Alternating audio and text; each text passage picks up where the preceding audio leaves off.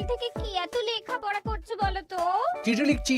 তা কাকে চিঠি লিখছো শুনি শুনি? আমার শাশুড়ি মাকে লিখছি গো গিন্নি। তা আমার মাকে হঠাৎ চিঠি লিখছো কেন? এক সপ্তাহ পরেই তো জামাই ষষ্ঠী, তাই মন্ত্রীমশাই সব আবদারগুলো একে একে লিখে ফেলেছেন। তুমি আমার মায়ের কাছে আবার কি আবদার করছো বলো তো? বেশি কিছু না, ওই আমাকে চিঠি পাঠিয়ে নিমন্ত্রণ করতে হবে, তারপর সাদা ঘোড়ায় করে নিয়ে যেতে হবে আমাকে, 3 দিন আদর যত্ন করে খাওয়াতে হবে, সোনার আংটি, ময়ূরপঙ্খী ধুতি, সোনার বোতাম, গলার হার, এই সব উপহার দিতে হবে। তুমি কি পাগল হয়ে গেছো? আমার মায়ের কাছে এত কিছু হ্যাংলার মতন চাইছো কেন? দেখো গিন্নি, আমি তো কৃষ্ণনগরের মন্ত্রী, আমার তো একটা আভিজাত্য আছে। আমাকে এরকম রাজকীয় ভাবে নিমন্ত্রণ না করলে আমি এবারে মানবো না। আমার মা এসব পারবেন না। আমি ওই শুধু আম, লিচু, কাঁঠাল খেয়ে জামাই ষষ্ঠী কাটাতে পারবো না। তাহলে তোমাকে যেতে হবে না, আমি একাই চলে যাব। কি জামাই ছাড়া জামাই ষষ্ঠী? হ্যাঁ হ্যাঁ, আমি আগামীকাল সকালেই চলে যাব। এই পোড়া কপালের সংসারে যত কম থাকা যায় ততই ভালো।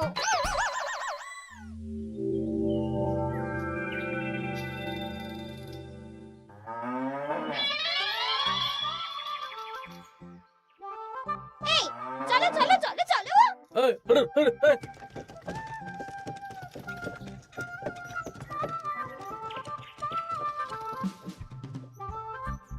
এটা আমার সাথে কি হলো রে বটা ঘটা?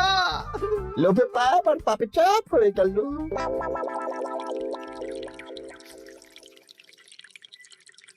বাহ বাহ, আজ সবাইকেই বেশ খুশি খুশি দেখাচ্ছে। সামনেই তো সবাই শ্বশুর বাড়ি খেতে যাবে, তাই মুখে এত হাসি খুশি ভাব মহারাজ। হ্যাঁ, পরের সপ্তাহেই তো জামাই ষষ্ঠী। তা মন্ত্রী, তোমার কি খবর? আমারও ভালোই খবর। তুমি এত চুপচাপ কেন? আমার জন্য তো আমার শাশুড়ি মা এলাহি আয়োজন করেন, এবারেও নিশ্চয়ই করছেন। কিন্তু গিন্নিমাকে যে দেখলাম আজকেই আপনার শ্বশুর বাড়ি চলে গেলেন, মুখটাও কেমন ভার ভার ছিল। আপনার সাথে ঝগড়া হয়েছে নাকি? এই না না, ঝগড়া কেন করতে যাব? আমি তো গিন্নির সাথে মিষ্টি সুরে কথা বলি। আর গোপাল, তোমার কি খবর? আমার আর কি মহারাজ, এখন তো আর আমি জামাই ষষ্ঠী যাই না, আমাদের নিজেদের মেয়ে জামাই আছে, তাদের নিয়েই ব্যস্ত থাকি। ও, তাই এবারে তারা আসছে তো? হ্যাঁ, আমার গিন্নি তো তাদের জন্য অনেক ভাবনা চিন্তা করে রেখেছে। ওই আম, কাঁঠাল, লিচু তো আছেই, তার সাথে ওই ইলিশ মাছ, কাতলা মাছ, 5 রকমের সবজি, 2 রকমের ডাল, আরো কত কি। বাবা বাবা, বেশ বেশ, তাহলে তোমাদের সবার জামাই ষষ্ঠীতে ছুটি থাকবে। সব কেনাকাটা করতে হবে তো। মাথাটা খারাপ হয়ে যাচ্ছে রে, সবাই চব্যচস্য খাবে। মন্ত্রীমশাই, এই তো সুযোগ। কিসের সুযোগ? আমি বলতে চাইছিলাম যে এই সময় সব সভাসদেরাই তো জামাই ষষ্ঠীর নিমন্ত্রণ রক্ষা করতে শ্বশুর বাড়ি যাবে, আর সবাই কিছু না কিছু কিনে নিয়ে যাবে। হ্যাঁ, শাড়ি, গয়না, মিষ্টি। আর গোপাল তো ওর জামাইয়ের তদবির করতেই ব্যস্ত থাকবে। গোপালও কেনাকাটা করবে, তাই এই সুযোগটা হাতছাড়া করা যাবে না। হ্যাঁ, সবাই হাত খুলে খরচ করে কেনাকাটা করবে, আর আমি ওই কেনাকাটায় ভাগ বসাবো। একদম এইটাই বলতে চাইছিলাম। শোন, তোরা শুধু ভাবনা চিন্তা করে নে কিভাবে কুচির কাজটা করা হবে। আমি আগামীকাল রাজসভায় একটু বিশদে জেনে নেব যে কে কি কবে কিনছে। কেমন? বেশ, তাহলে তো কাজ আরো সোজা হয়ে গেল। আমরা সোজা কাজ করব, আপনি মজা নেবেন। একদম।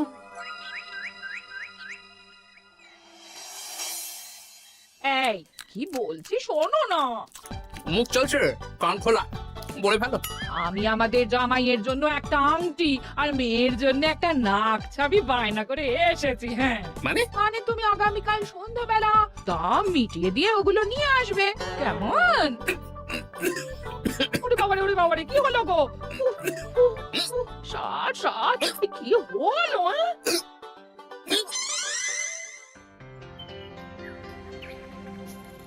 তোমার মুখ ওরকম বাংলার পাঁচের মতো হয়ে আছে কেন? আর বলবেন না মহারাজ, গিন্নি আমাদের মেয়ে জামাইয়ের জন্য একটা আংটি আর একটা নাক ছাবি বায়না করে এসেছে, আজ সন্ধেবেলা আবার সেগুলো নিয়ে আসতে হবে। গোপাল তাই খরচের ভয়ে পাগল হয়ে যাচ্ছে। তা বাকিদের কেনাকাটা কত দূর? আমি ভাবছি ওই আগামীকাল দুপুরেই সব কেনাকাটা করে নেব। শ্বশুর মশাইয়ের জন্য ধুতি, শাশুড়ি মায়ের জন্য ভালো শাড়ি, হ্যাঁ, আর তারপর ওই ফল মিষ্টি আরো অনেক কিছু, হ্যাঁ, সব কিনতে হবে। আমি তো ভাবছি আজকেই কিনে রাখবো, সন্ধেবেলা একটু যাওয়ার আছে। আমি তো বিয়ে করিনি, তাই আমার জামাই ষষ্ঠী নেই। আমি তাই হাত গুটিয়ে বসে থাকবো। আর বাকিদের আমার মহারাজ, বুঝে গেছি তোমরা এখন থেকেই ব্যস্ত হয়ে পড়েছো। ঠিক আছে, তাহলে আমি এখনই ছুটি ঘোষণা করলাম। আরে আমার আজকের ভাগ্যটা এতটাই চওড়া যে রাজসভায় শুরুতেই ওই আলোচনা শুরু হয়ে গেল।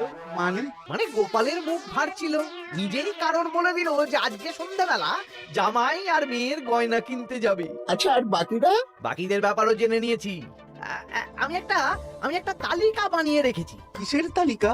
এই যে কে কখন কি উপহার কিনতে যাবে। আরে বাস, তোরা দিনে রাতে চুরি কর, বুঝলি, সারা রাজ্যে চুরি কর। রাঘব বোয়ালের খবর তো আমি দিয়েই দিলাম।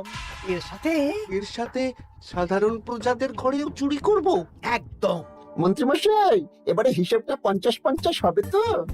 মানে ওই আমরা যা চুরি করে আনবো তার অর্ধেক আপনার আর অর্ধেক আমাদের। কারণ এবারে তো আর গিন্নিমা নেই, তাই আপনার খরচ নেই। এই তোরা কার সাথে কার তুলনা করছিস?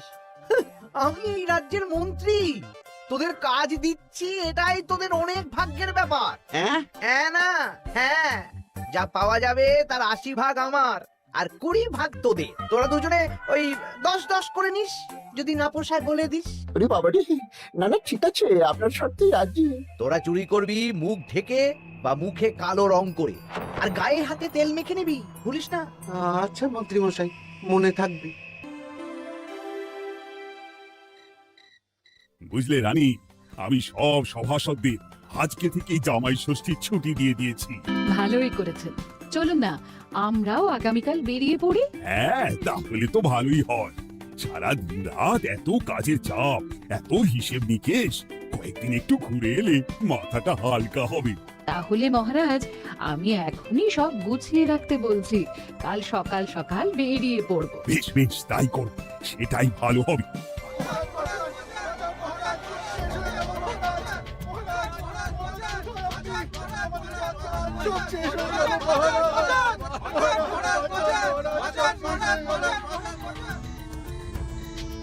আমি তো আমার শ্বশুরের জন্য একটা পাঞ্জাবি কিনে এনেছিলাম, জানলা দিয়ে চোর শিখ বাড়িয়ে ওই নতুন পাঞ্জাবি চুরি করে নিয়ে পালিয়েছে। আমিও একটু আগে ওই দুটো থলে নিয়ে কেনাকাটা করে ফিরছিলাম, তারপর দেখি দুদিক থেকে দুটো কালো মতো মুখের লোক এলো আর ছোঁ করে আমার হাত থেকে দুটো থলে নিয়ে পালালো। ছি ছি সেনাপতি, তুমি না আমাদের রাজ্যের সেনাপতি, আর তোমার হাত থেকে চুরি হয়ে গেল? দুটো চোরকে ধরতে পারলে না?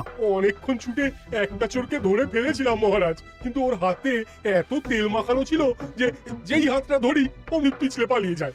মহারাজ, আমার তো বাড়ি থেকে দুটো পাতা কাঁঠাই নিয়ে পালিয়েছে, সাথে একটা রূপোর বাটি। ভেবেছিলাম এই বছর জামাইকে রূপোর বাটিতে পায়েস খাওয়াবো, কিন্তু সর্বনাশ হয়ে গেল। বলো কি? আমি তো ভাবছিলাম কালকেই নিজের শ্বশুর বাড়ি চলে যাব, কিন্তু এই পরিস্থিতিতে কি করে আর যাব বলো তো? শোনো সেনাপতি, সবাইকে বলে দেবে আগামীকাল রাজসভায় আসতে, আর রাজ্যে সুরক্ষার ব্যবস্থাও বাড়িয়ে দাও। আচ্ছা মহারাজ। বলি, দামটা আর একটু কমাও না। না না না, এর চেয়ে কমে দিতে পারবো না। তুমি যা বলছো তাতে শুধু আংটি হবে, কিন্তু নাক ছাবি হবে না। আরে বাবা, আমার এখন হাত টান অবস্থা, তুমি বোঝার চেষ্টা করো। এক কাজ করো, আমাকে তুমি ধারে দিয়ে দাও। আমার কাছে গয়না কেনার একটাই মূল মন্ত্র, আজ নগদ কাল ধার। হয় নগদ দাও, নইলে খালি হাতে যেতে হবে। বেশ, আমি তাহলে কালকেই আসবো, ধারে নিয়ে যাবো। হ্যাঁ, বাবা রে বাবা, কি শিয়ানা বুদ্ধি! উফ!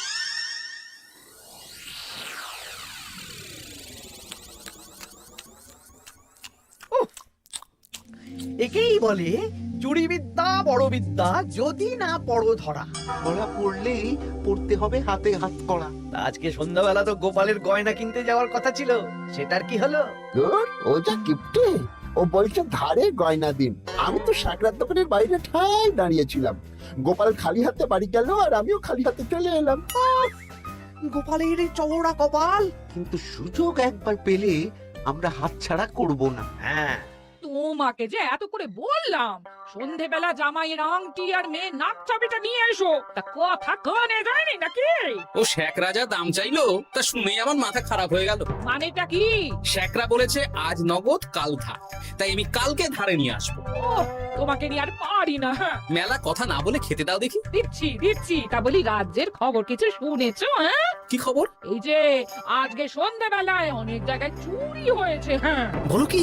হ্যাঁ গো হ্যাঁ, আগামীকাল তোমাদের রাজসভার ছুটি বাতিল। রাজবাড়ি থেকে লোক এসেছিল, জানিয়ে গেছে। ব্যাপারটা কি? বলছি হাত পা ধুয়ে নাও, খেতে বসো। বলছি দাঁড়াও।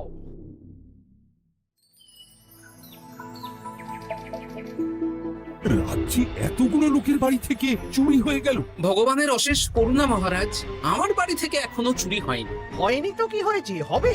তোমার বাড়িতেও চুরি হবে। বাবা, মন্ত্রীমশাই আপনি কি আগে থেকেই জানেন নাকি যে আমার বাড়িতেও চুরি হবে? তা চোর কি আপনার মাস্তুতো ভাই নাকি? কি মন্ত্রী, তুমি কি চোরকে চেনো? সত্যি মন্ত্রীমশাই আপনি চেনেন? চেনেন? না মানে এই চিনি না, আসলে ইয়ে করলাম, মানে আন্দাজ করলাম। কোন যুক্তিতে আন্দাজ করলেন মন্ত্রীমশাই? না আসলে যারা এই বছর জামাই ষষ্ঠীতে যাচ্ছে বা জামাই আদরের আয়োজন করেছে, চোর বেছে বেছে তাদেরই চুরি করছে তো, তাই আর কি। ও বুঝেছি, এটার সাথে মন্ত্রীমশাইয়ের একটা যোগ থাকলেও থাকতে পারে। আচ্ছা, যে জন্য তোমাদের ডাকা, তোমাদের যে দীর্ঘকালীন জামাই ষষ্ঠী উপলক্ষে ছুটি দিয়েছিলাম সেটা বাতিল করে শুধুমাত্র জামাই ষষ্ঠীর আগের দিন থেকে জামাই ষষ্ঠীর পরের দিন পর্যন্ত ছুটি থাকবে। আচ্ছা মহারাজ। আর সবাই একটু সাবধানে থেকো, দিনকাল খুব খারাপ। মন্ত্রীমশাই অত জোর দিয়ে কেন বললেন কথাটা? ব্যাপারটা ভেবে চিনতে দেখতে হবে।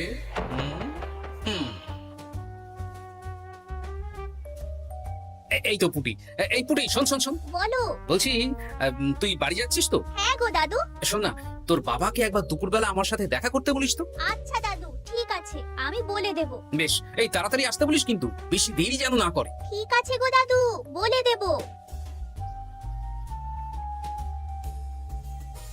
এবারে বিজ্ঞানীর বাড়ি একবার যেতে হবে। এটা কাজ হবে তো বিজ্ঞানী? আলবাত হবে। এই হলো আমার আবিষ্কৃত বিশেষ চুলকানি চূর্ণ। একবার লাগলে 10 ঘন্টা চুলকবে। ঠিক আছে।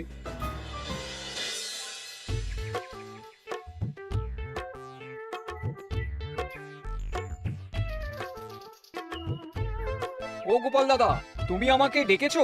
হ্যাঁ শোনো পুটির বাবা, তোমাকে একটা কাজ করতে হবে। বলো কি কাজ? তুমি আজ বিকেলে আমাকে একটা বড় ঝুড়িতে সবজি দেবে।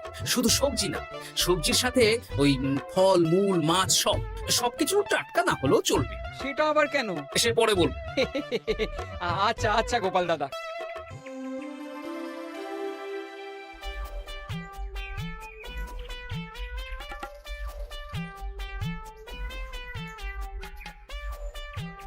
বাবা, পুটির বাবা এত শাক সবজি ফল নিয়ে বাড়ি যাচ্ছ নাকি?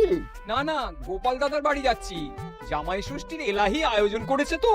ও তাই তো। বেশ যাও।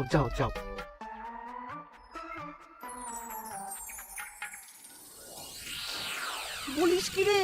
হ্যাঁ, নিজের চোখে আমরা দেখে এলাম। যে পরিমাণ শাক সবজি ফল আছে সেই সব দিয়ে আপনার ওই 1 সপ্তাহ চলে যাবে। তাহলে এই সুযোগ হাতছাড়া করা যাবে না। আজকে ওত পেতে থাকবি, কোন রকম সুযোগ পেলেই নিয়ে আসবি। আচ্ছা মন্ত্রীমশাই। এসব তুমি কি মেশাচ্ছ ঝুড়িতে? হ্যাঁ চুপ, এটা চোরের দাওয়াই।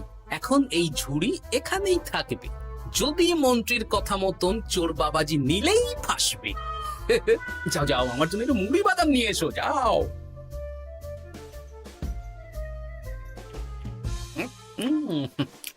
আহা, মুড়ির কি স্বাদ!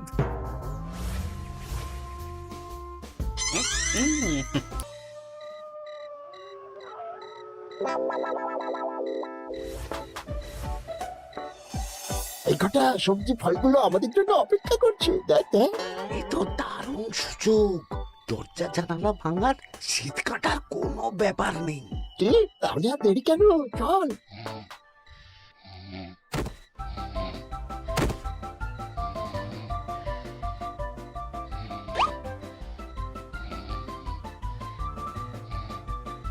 ওরে বাবা রে, কিছু করছিলে? ওরে বাবা রে, আমারও হাত চুল করছে।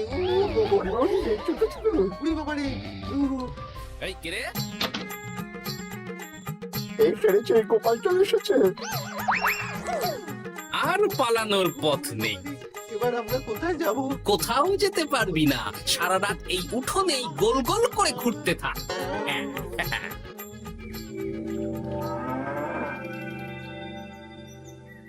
ও এখনো বেটারা এলো না, ওরা ধরা পড়ে গেল না তো? ধরা পড়ে আমার নাম বলেনি তো? না না, আজ আর রাজসভায় যাব না। বলবো বলবো হ্যাঁ, আমার শরীর খারাপ, আমি চুরির কিচ্ছু জানি না। হ্যাঁ, শুধু মন্ত্রী আসেন। মন্ত্রীমশাই ভয়ে আসেননি মহারাজ, মানে মানে মন্ত্রীমশাইয়ের দুই বিষাক্ত হাত ধরা পড়ে গেছে। এরা দুজনে মন্ত্রীমশাইয়ের নির্দেশে সবার বাড়ি বাড়ি চুরি করেছে, ছিনতাই করেছে। তাহলে আর দেরি কেন, চলুন মন্ত্রীকে ধরে আনি। এ না হয় ধরবেন, কিন্তু উনি যদি অস্বীকার করেন, কারণ চুরির সময় উনি তো উপস্থিত ছিলেন না, যদি বটা ঘটার কথা অস্বীকার করেন। সে ভাবনাও আমার ভাবা আছে। শোন বটা ঘটা, এই তো ভালো বুদ্ধি, চলো সবাই।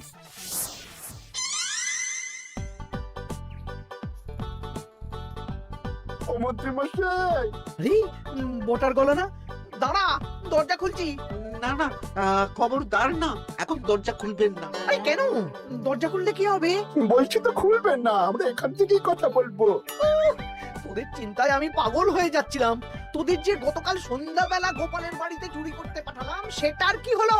সেটা আমি পরে বলবো, আগে বলুন আপনি আজ রাজসভায় যাননি কেন? আরে ভয়ে ভয়ে, আমি ভাবলাম তোরা ধরা পড়ে গেছিস। এবার আপনি দরজা খুললেই দেখতে পাবেন আমরা কি এনেছি। একবার বলে দরজা খুলুন, একবার বলে খুলবেন না। কি হচ্ছেটা কি বটা? এ কি? মন্ত্রী, তাহলে তুমি সেই চোরের মাথা। মানে মাস্তুতো ভাই, আমার চালে সব নিজের মুখে স্বীকার করে নিলেন, আর কিছু না বললেও হবে।